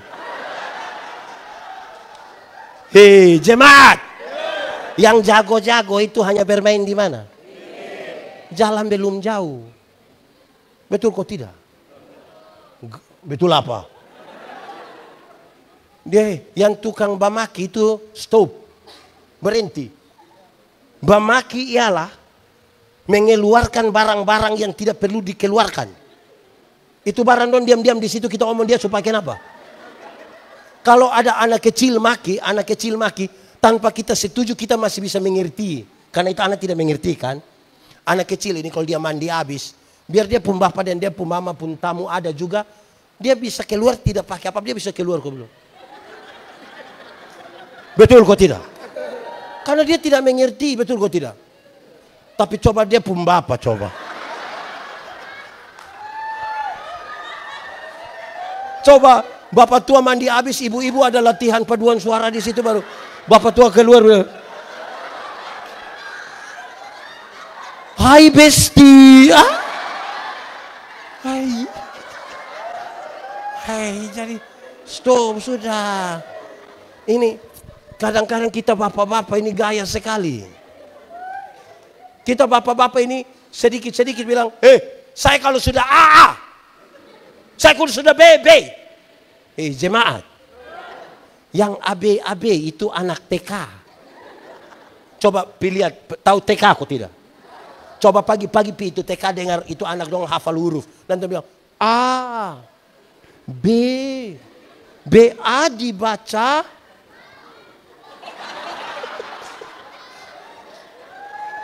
Jadi sebentar kalau pulang, terus bapak di rumah bilang, saya kalau su AA, saya kalau su BB, tanya bapak tua, bapak TK di, jangan, tidak boleh, itu sesat, itu tidak boleh itu, begitu. Lihat rajamu, saudara. Kalau kita belajar kisah, tema nasional itu bicara tentang kemuliaan bagi Allah di mana? Damai sejahtera di. Saya mau bicara dua hal di sini. Satu, surga lebih baik atau dunia lebih baik? Yakin? Yakin sekali atau yakin saja? Berarti surga lebih baik dari dunia. Amin. Kalau begitu siapa mau pergi sekarang? Ini anak dong ini. Kamu mau tinggal di tempat baik atau tidak baik? Mau pergi sekarang?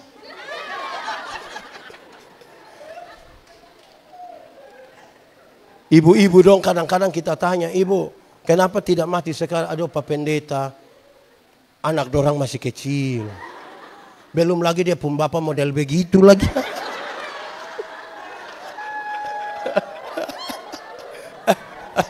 Jawabannya adalah belum waktu Tuhan. Sama-sama, 1, 2, 3. Jemaat. Karena belum waktu Tuhan saya pergi ke surga yang lebih baik dari dunia.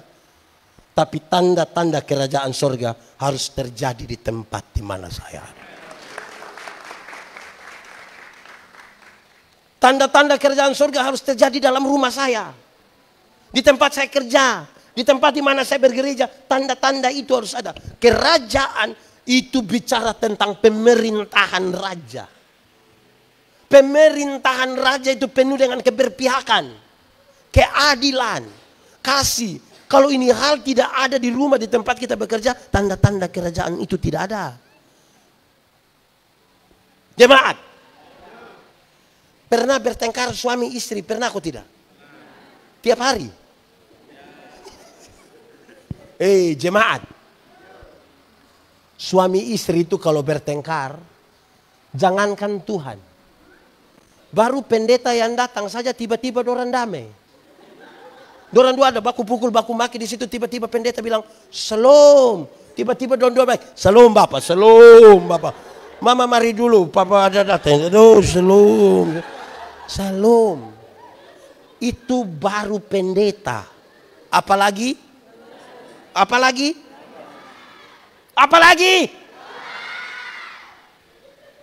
Jemaat. Kalau Tuhan ada dekat-dekat dengan kita, memerintah atas kita. Setiap kali suami terlalu marah mau tampar dia pu istri. Dia bilang, untung baik Tuhan ada. Kalau tidak mama mati. Untung baik ada. Di sini ada suami biasa pukul istri. Atau saya balik pertanyaannya. Ibu-ibu yang biasa kena pukul dari suami coba angkat tangan. Jangan. Angkat tangan pulang kena pukul ulang. Sahabat-sahabat tanggung jawab. Pemerintahan raja. Aku anak raja.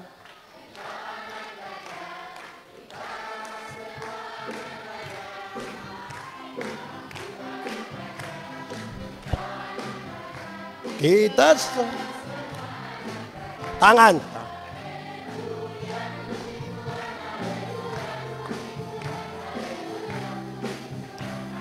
Haleluya.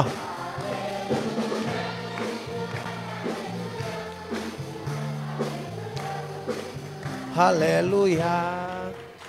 Kan menyanyi su bagus toh. Tapi tanda-tanda kerajaan itu ada kok tidak? Jemaat. 430 tahun bangsa Israel ada di Mesir.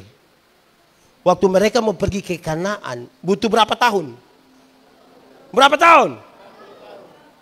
Sebenarnya tidak harus sampai 40. Tetapi kenapa Tuhan biarkan mereka berputar begitu lama? Jawabannya, untuk merubah pola berpikir mereka seperti seorang budak menjadi anak raja. Mental budak menjadi mental raja. Mental budak itu kemana Pak Pendeta? Mental budak itu kalau dia kerja komandor jaga, dia rajin sekali. Kadang-kadang tambah makan puji. Tapi mandor pulang, dia bikin pengucapan syukur. Itu mental budak. Orang mental budak tidak visioner. Maka Tuhan bilang, hei orang-orang bermental budak, kalau hanya pikiran tentang makanan dalam kuali, dia tidak bisa urus itu susu dan madu yang ada di Kanaan untuk menjadi berkat dari bangsa-bangsa. Tidak mungkin. Rubah dulu mental budak jadi mental raja. Makanya kita menyanyi, aku anak raja.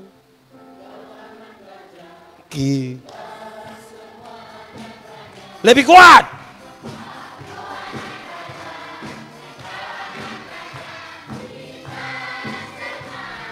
Haleluya.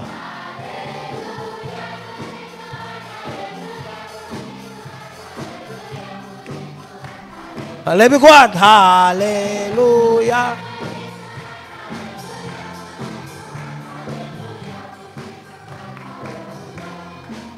Jemaat. Di mana itu? Anak raja, saya mau kasih tahu saudara. Bukan saja soal mental. Mendapatkan hak kesulungan dari raja. Kita beroleh 3 hak. Berapa hak?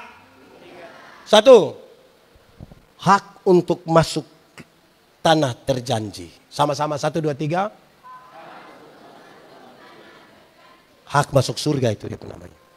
Yang kedua, hak untuk beribadah kepada Tuhan. Apa? Jadi beribadah itu hak, bukan kewajiban. Banyak orang masih melihat ibadah sebagai kewajiban, bukan hak.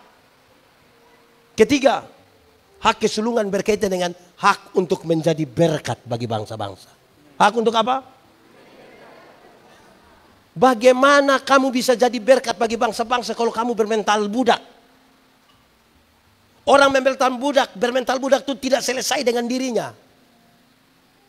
Kita ada 4 orang beli nasi 4, dia mau dia dapat 2, kita 3 bagi yang 2. Mental budak, tidak bisa adil. Dia mau dia makan semua. Di Jayapura ada yang begitu. Siapa? Jadi harus dirubah. Hak untuk menjadi berkat. Amin kok? Oke, mari kita lihat yang kedua. Tema itu berkaitan dengan kisah untuk para gembala. Siapa? Siapa? Kamu ngomong kepanjang sekali. Gembala-gembala di Palestina. Engkau gembala. Gembala-gembala di Palestina bekerja untuk menjaga kawanan kambing domba. Mereka ada di padang. Mereka seringkali bertengkar antar kelompok-kelompok gembala karena masalah lahan. Akhirnya mereka jadi orang yang distigma oleh masyarakat sebagai orang yang tidak baik. Mereka seringkali juga disebutkan sebagai orang-orang yang tidak bisa dipercaya. Tidak bisa? Tidak bisa? Tidak bisa? Tiba-tiba berita itu datang atas mereka. Hari ini telah lahir bagimu juru selamat, yaitu orang yang dapat berita pertama, orang yang tidak biasa dipercaya ini tiba-tiba dapat berita itu. Sekarang bagaimana mereka bisa dipercaya? Mendefinisikan diri sebagai orang yang bisa dipercaya itu anak raja. Saya mau kasih saudara, jemaat. Katakanlah di sini ada yang ASN kok. Ada kok. Ini ASN ini tukang terlambat. Biasa masuk kantor jam berapa? 7:30, dia pergi 11:30. Setelah dia dengar khotbah ini, dia bilang betul. Kita mengaku pengikut Yesus ini mesti harus berubah. Mulai Senin itu dia masuk 7:30. Menurut saudara teman-teman di kantor langsung percaya? Bisa langsung percaya? Bukankah teman-teman akan bilang, aham. Jemaat, orang tolong kita kok kita bilang terima kasih, itu baik atau tidak? Baik sekali atau baik saja? Kalau begitu saya mau tanya, siapa pun bapak yang pagi-pagi mama bikin habis makan, dia pun bapak bilang, mama terima kasih. Ada? Ada ya? Ada? Siapa pun bapak? Ini bapak-bapak dong ini, tahu bilang terima kasih baik. Tapi mama bikin makan dan tidak terima kasih. Nanti istirahat kantor kau makan di warung satu, subayar lagi, terima kasih lagi. Kadang-kadang janji itu mbak bilang, mbak, yuk besok baru saya datang lagi. Bapak-bapak, bapak-bapak, coba sebentar pulang dari sini, mama coba pas siap makan begitu, coba bapak bilang, mama terima kasih. Mama langsung percaya. Kalau pulang kau bapak terima kasih, mama langsung amin. Ibu-ibu langsung bisa percaya. Bapak tuh kalau tiba-tiba terima kasih, itu pasti mamtua pikiran. Pasti ibu-ibu pikir dua. Pasti pertama ibu-ibu pikir begini. Tidak tahu roh apa su naik di sepung suami. Atau yang kedua jangan-jangan ibu-ibu pikir bilang begini. Jangan sampai ini hari terakhir. Mendefinisikan diri sebagai orang yang bisa dipercaya itu repot. Amin kok. Jadi anak raja itu anak yang bisa didefinisikan sebagai orang yang bisa dipercaya. Amin kok. Jemaat. Percaya Tuhan? Yakin? Saudara percaya Tuhan? Apakah Tuhan percaya kamu?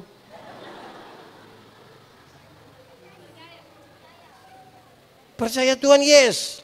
Tuhan percaya kita. Hatiku percaya.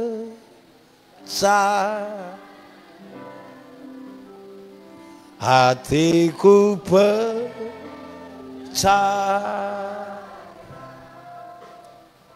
Hatiku percaya. Selalu ku percaya. Sama-sama semuanya. Saat ku tak melihat jalan, saat ku tak mengerti rencana, namun tetap ku pegang janjimu, pengharapan hanya sama-sama semuanya. Hatiku percaya. Lebih kuat, sungguh-sungguh katakan. Percaya.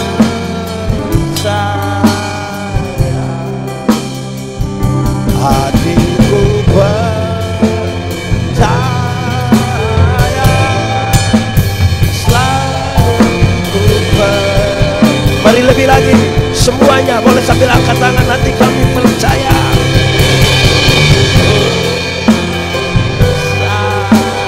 Hati kami percaya. Percaya.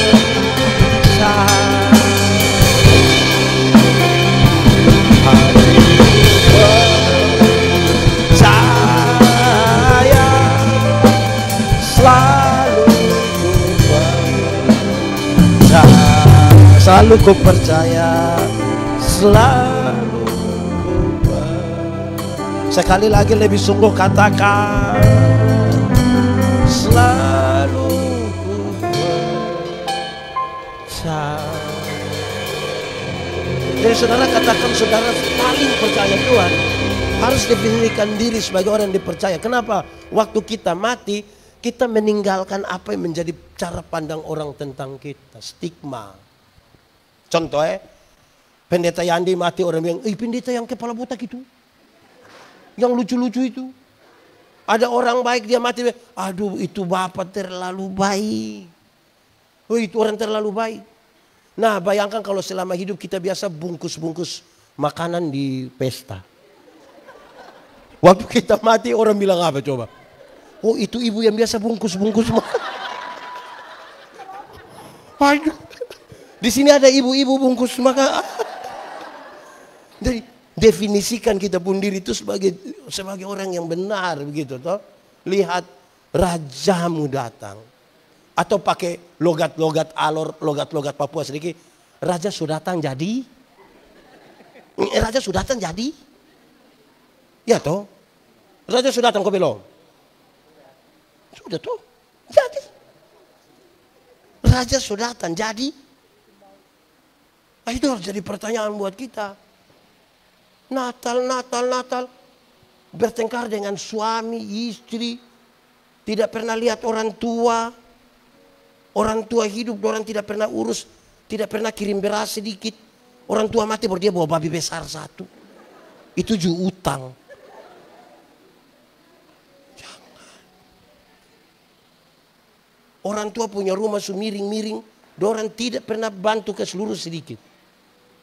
Orang tua sudah mati baru dia pengkuburan pakai keramik. Pakai gambar Yesus lagi baru tulis Immanuel. Jemaat. Orang tua masih hidup itu beli kasih dia jas kok dia pakai. Bukan dia hidup dia pakai yuken. Mati kita beli jas. Beli kasih dia sepatu kok dia pakai. Orang tua masih hidup ini dia jalan kaki tidak pakai sendal. Dia pujari dong sampai terbuka begini. Pas mati dong beli sepatu. Nah sepatu mana mau masuk di jari yang begini. Akhirnya tidak bisa kasih masuk dong. Kasih duduk sebegini. Yang sepatu begini dong tidak kasih pakai. Begini dia mau naik begini ke. Hei jemaat. Sekarang saudara lihat. Kisah tentang orang Samaria itu. Menolong kita lihat bahwa oleh karena kasih dan kemurahannya yang besar. Dia yang raja di atas segala raja. Mau turun bagi kita. Saudara tahu kenapa kandang domba menjadi pusat? Karena manusia kalau disebut sebagai budak, dia bukan manusia. Dia harganya sama dengan binatang. Ketika Yesus bilang, aku tidak lagi menyebut kamu hamba, binatang, budak. Aku menyebut kamu sahabat. Dia menarik kita dari tempat yang paling hina itu, sejajar duduk di atas sesuatu. Raja yang menarik kita kembali. Untuk menjadi orang-orang yang kembali kepada hakikat yang sungguh. Saya khotbah saya suka tanya orang yang begini. Ada anak sekolah minggu tanya saya pendeta. Yo, kalau manusia mati itu jelas masuk surga atau masuk surga atau? Tapi kalau ayam mati dia masuk di mana? Ayam mati masuk di mana? Masuk di mana? Di mana? Kalau dia mati di hutan juga tetap. Hei jemaat. Tuhan Allah cipta manusia itu beda dengan binatang. Ayam diberikan satu kehidupan saja. Berapa kehidupan? Tapi manusia diberikan 3 kehidupan sekaligus. 1. Manusia diberi tubuh yang hidup. Diberi apa? Tubuh yang hidup ini. Dulu kita pemberat badan hanya 37. Sekarang 73. Karena tubuh kita hidup. Dulu kita pakai celana nomor 27 tidak ada masalah karena perut rata. Sekarang perut macam ada 3. 1 di sini. 1. Itu tubuh hidup. Kalau begitu kita belum beda dengan ayam. Kedua, ini tidak ada di ayam. Manusia diberikan jiwa yang hidup. Diberikan apa? Jiwa yang hidup itu manusia diberi akal dan perasaan. Perjumpaan antara akal dan perasaan membentuk karakter manusia. Ayam itu ada otak tapi tidak pakai otak. Makanya tidak ada sekolah ayam. Ayam itu ada hati. Betul atau tidak? Dia punya nama? Hati ayam. Tapi ayam tidak pakai perasaan. Makanya ayam tidak pernah bilang cinta. Yang ketiga, manusia diberi roh yang hidup. Diberi apa? Roh itu yang menghubungkan manusia berdosa ini dengan Tuhan Allah. Roh itu yang membuat manusia gelisah kalau dia tidak berdoa pada Tuhan. Roh itu yang mendorong manusia mencari Tuhan. Tubuh yang hidup, jiwa yang hidup, roh yang hidup berhenti di situ. Tidak, tambah lagi. Gambar dan rupa kuku berikan kepadamu. Gambar dan rupa itu artinya apa? Hakikat Tuhan Allah yang kekal dan kudus dikasih pada manusia. Tubuh hidup, jiwa hidup, roh hidup. Kesempurnaan Allah diberikan kepada manusia. Baru dia bilang, manusia, dunia ini kuberikan kepadamu. Dunia mau baik tergantung Anda, dunia mau rusak pun tergantung Anda. Tambah satu kalimat. Bahkan setan-setan pun harus tunduk pada manusia. Karena otoritas itu Tuhan kasih pada kita. Sekarang saya tanya, kita takut setan atau setan takut kita? Kita takut setan atau setan takut kita? Atau kita dan setan bakas takut? Banyak orang bilang setan takut kita padahal dia takut setan. Apa yang membuat manusia bukan setan yang takut dia, tapi dia yang takut setan? D-O-S-A. Dibaca? Dosa di Taman Eden itu pengertian ringan. Dosa ialah usaha manusia melangkah melewati batas. Dosa. Tuhan bilang, seluruh tanaman dalam taman ini boleh kau makan, yang itu tidak boleh. Waktu dia mau melangkah melewati batas itu, namanya dosa. Manusia ini suka melangkah melewati batas. Su bilang jangan. Dia bilang, barang dunia kita yang atur lah. Bila perlu surga juga kita atur. Begitu. Nah, waktu manusia jatuh dalam dosa, tubuh jiwa roh sudah rusak ini. Tidak bisa ditebus dengan ayam. Karena ayam hanya punya satu kehidupan. Bagaimana barang yang satu kehidupan menebus kita yang tiga kehidupan? Dicarilah seorang yang punya tubuh jiwa roh tapi dia tidak berdosa. Adakah di antara manusia? Makanya Tuhan berkenan menjadi manusia. Punya tubuh, punya jiwa, punya roh. Berdosa kok tidak? Kan dia tidak berdosa itu maka kejahatan dosa kita ditimpakan kepadanya. Manusia yang tadi yang berdosa dikembalikan. Karena itu jemaat. Cari Tuhan jangan sekedar hanya untuk sembuh. Ada banyak orang tidak kenal Tuhan malah lebih sehat dari kita. Yang biasa minum sopi itu minum dari 3 hari lalu sampai tadi pagi. Istirahat sedikit minum ulang dia tidak tahu sakit. Kita yang mengaku kenal Tuhan duduk dekat kipas angin pulang pilek. Cari Tuhan jangan hanya sekedar untuk kaya. Ada banyak orang yang tidak kenal Tuhan malah lebih kaya dari kita. Itu koruptor, orang itu kaya-kaya semua. Dorang punya rumah 2, 3, 4, 5. Sampai tidak suka tinggal di rumah, dong tinggal di penjara sana. Tapi dong kaya-kaya. Kita yang mengaku kenal Tuhan ini sedikit-sedikit garam habis. Sedikit-sedikit pulsa habis. Mau beli sepatu gereja saya pakai tanya bilang, Mas bisa bayar 6 kali kah? Karena itu Tuhan bilang begini, hei carilah dahulu kerajaan Allah dan kebenarannya. Selamat dulu baru yang lain itu di kekayaan kehormatan di jabatan di, umur panjang di, istri di.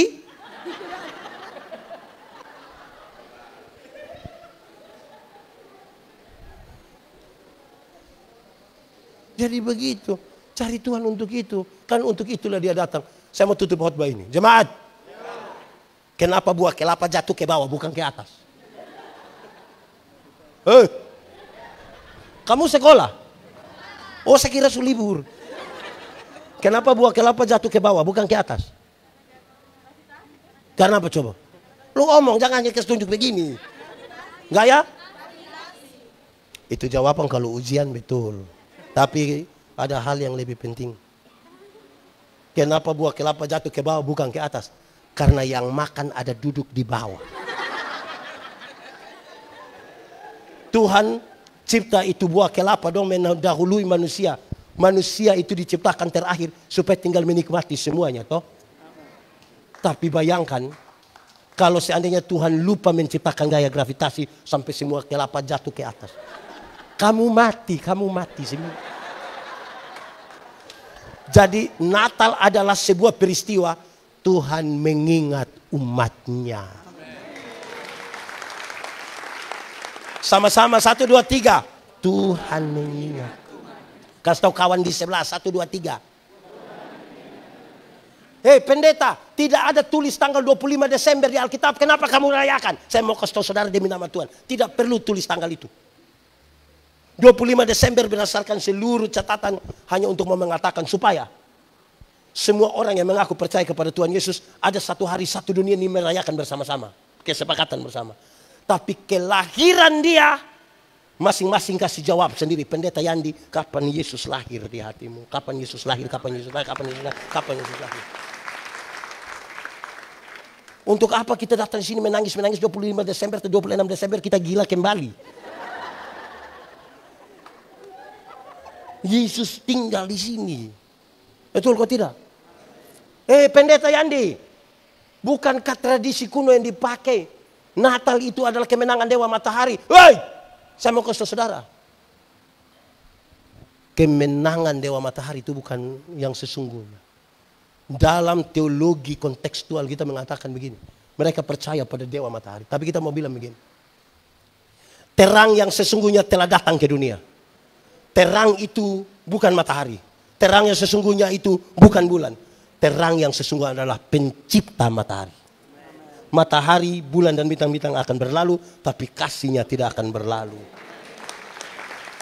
Dan saudara tahu. Supaya apa? Supaya mereka yang tinggal di dalam kegelapan. Kegelapan dalam Alkitab berarti mereka yang tinggal di dalam dosa. Keluar dari kegelapan. Masuk ke dalam terangnya yang ajaib. Makanya kita ada bakar ini, lilin ini. Sebagai terang. Amin kok. Amin. Tuhan memberkati kita. Mari kita tunduk kepala di hadapan Tuhan. Tuhan terima kasih untuk firman-Mu. Kami renungkan dalam keterbatasan kami. Tapi kami tahu kalau Tuhan di dalam kami di dalam Tuhan. Benih-benih firman ini akan bertumbuh dan berbuah dalam hidup kami. Kami rindu Tuhan supaya firman-Mu jadi pelita bagi kaki kami. Terang bagi jalan kami. Kami pulang dengan sukacita. Bukan karena kami tanpa masalah. Tapi karena kami sungguh tahu Tuhan Yesus yang baik tidak akan pernah biarkan kami berjalan sendiri. Terpujilah nama Tuhan.